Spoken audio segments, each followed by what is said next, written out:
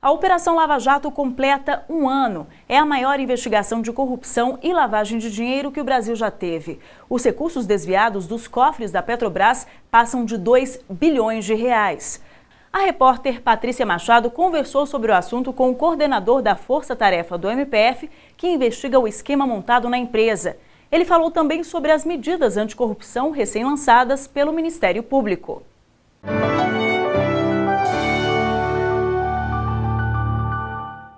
O procurador da República, Deltan Delagnol, é coordenador da Força Tarefa do Ministério Público Federal em Curitiba, no Paraná. Ele conversa com a gente sobre o esquema criminoso de desvio de recursos públicos na Petrobras e fala também sobre as 10 medidas contra a corrupção que estão sendo propostas pelo MPF. Procurador, por que propor essas medidas agora? Nós estamos em guerra contra a corrupção e contra a impunidade.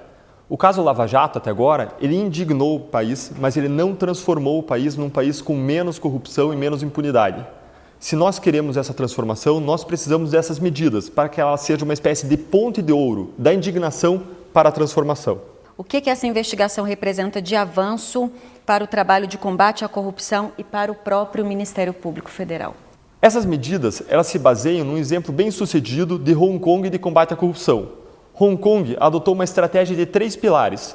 O primeiro pilar era educação e treinamento de servidores públicos. O segundo pilar era uma atuação muito semelhante à atuação da Controladoria Geral da União. O terceiro pilar é o pilar de uma punição efetiva. Nossas medidas giram especialmente em torno do primeiro pilar e do terceiro pilar. Dentro do primeiro pilar, que é de educação, nós acreditamos que cultura de corrupção se muda com conscientização e educação. Nesse sentido, nós estamos propondo testes de integridade, estamos propondo investimento de um percentual da publicidade que é investida pelo governo federal e pelos governos estaduais e municipais em campanhas de marketing contra a corrupção, o treinamento de agentes públicos e uma proteção do informante confidencial, uma proteção daquela pessoa que pode contribuir com a apuração da corrupção. Dentro do terceiro pilar, de uma punição mais efetiva, nós estamos propondo uma série de medidas. Todas as medidas do item 2 ao item 10 estão dentro desse terceiro pilar. Quais as medidas para alcançar punições mais duras? Nós temos a criminalização do enriquecimento ilícito e o aumento das penas de corrupção e tornar a corrupção um crime hediondo quando ela se refere a altos valores. A pena de corrupção hoje, ela começa com 2 anos de prisão. Uma pena que começa com 2 anos, ela é cumprida em regime aberto, o que significa quase nada num país em que não existe casa de albergado, e a prescrição acontece em apenas 4 anos. Nós elevamos a pena mínima de 2 para 4, isso faz com que a prescrição aconteça em apenas 8 anos e o regime inicial de cumprimento de pena já seja um regime semiaberto. Isso aumenta o risco para quem pratica corrupção e torna a punição um pouco mais firme, mas não é só isso.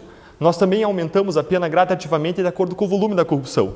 Se a corrupção envolve 100 salários mínimos, o que corresponde a um valor de aproximadamente R$80 mil, a pena passa a ser de 7 a 15 anos. Se você aumentar o resultado da corrupção para um valor imediatamente superior, 800, aumentando um zero, uma casa decimal, para R$800 mil, corrupções acima desse valor serão punidas com penas de 10 a 18 anos. E se a corrupção for maior de 8 milhões, a pena será de 12 a 25 anos. A corrupção, além disso, de valores superiores a R$80 mil, ela será tratada como um crime hediondo. Nós entendemos que a corrupção ela rouba a comida, o remédio e a escola do brasileiro. Com o homicídio, a corrupção mata. Quem rouba milhões, mata bilhões e deve ter uma punição equivalente. E quais as medidas para acabar com a impunidade? A primeira delas é a agilização do sistema recursal. A segunda delas está relacionada à primeira e é uma reforma do sistema prescricional. Hoje, a prescrição, que é para ser um remédio para a estabilização de relações jurídicas, quando o processo demora muito tempo e não existe o interesse da parte em promover a punição, você acabaria com o processo. Você encerraria o processo em termos leigos. Contudo, hoje, incide a prescrição, o processo é cancelado, mesmo quando não existe uma inércia da parte, mesmo quando o Ministério Público está ativo e buscando aquela punição. A conjugação do sistema recursal, que faz com que o processo demore muito, e o sistema prescricional faz com que praticamente todos os processos de criminosos de colarinho branco se encerrem sem uma punição.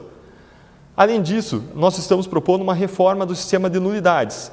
a fim de que processos inteiros de operações, grandes investigações não sejam anulados por erros menores. Falhas processuais só devem gerar anulações quando forem falhas graves.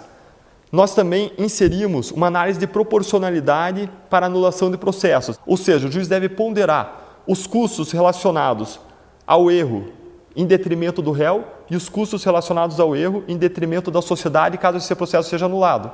Caso os custos para a sociedade sejam maiores, esse processo não deve ser anulado, a não ser que exista uma violação fundamental de um direito do réu, uma violação intensa ou significativa de um direito fundamental do réu. E para recuperar o dinheiro fruto do crime, quais são as iniciativas? Eu poderia destacar, nesse sentido, duas iniciativas que compõem a nossa 10ª medida contra a corrupção e impunidade.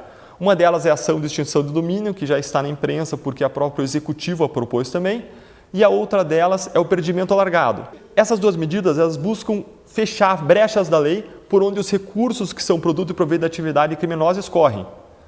Especificamente, o confisco alargado, ele fecha a brecha consistente no fato de que hoje nós só conseguimos confiscar uma parte do valor que é produto e proveito do crime que corresponde àqueles crimes que a pessoa cometeu e que nós conseguimos comprovar.